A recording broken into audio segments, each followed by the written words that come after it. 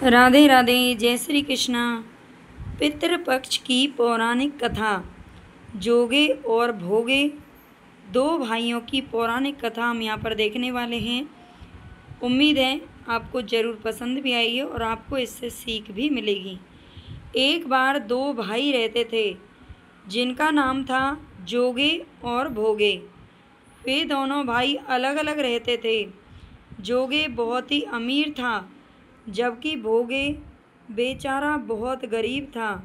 लेकिन फिर दोनों भाइयों में गहरा प्रेम था।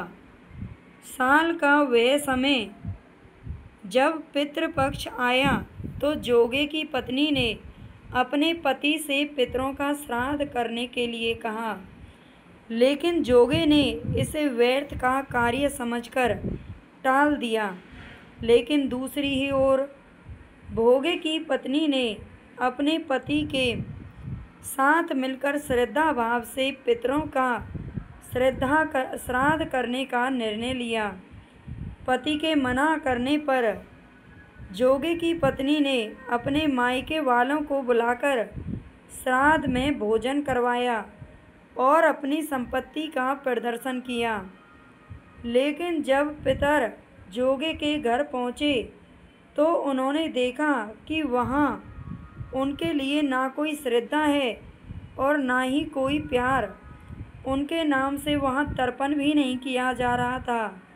निराश होकर वे भोगे के घर चले गए, जहाँ उन्हें केवल अंगियारी बोलते हैं, धूप जलाने के लिए राख मिली। पितरों ने उसकी राख चाट ली और नदी के किनारे पहुँच गए। नदी के किनारे पहुंचकर पितरों ने भोगे की गरीबी देखकर उसके स्थिति पर दया की और नदी के किनारे नाच नाच कर गाने लगे, भोगे के घर धन हो जाए, भोगे के घर धन हो जाए।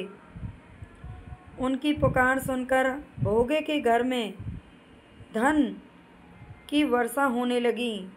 अगले वर्ष जब पितृपक्ष आया तो भोगे ने पूरे विधि विधान से पितरों का श्राद्ध किया और ब्राह्मणों को भोजन करवाया। इससे पितर प्रसन्न हुए और उन्होंने भोगे के कुल को सुखी और समृद्ध रहने का आशीर्वाद दिया। इस कथा से ये स्पष्ट होता है कि पितृपक्ष में पितरों के प्रति श्रद्धा और तर्पण का कितना महत्व होता है। यह कथा हमें अपने पूर्वजों का सम्मान करने और उनकी आत्मा की शांति के लिए श्राद्ध करने की प्रेरणा देती है। श्राद्ध के दौरान हमें अपने पूर्वजों के आशीर्वाद के लिए उनके नाम से खाना निकालकर कौवा, गाय और कुत्तों को खिला देना चाहिए। इससे पितरों को शांति प्राप्त होती है और उनका आशीर्वाद सदैव हमारे घर परिवार में बना रहता है। तो अगर इस कथा से आपको थोड़ी भी जानकारी मिली है, सीख मिली है, तो आप इस चैनल को सब्सक्राइब ज़रूर कर लेना, ज़्यादा से ज़्यादा शेयर करना और लाइक भी कर देना। राधे राधे, जय श्री कृष्णा।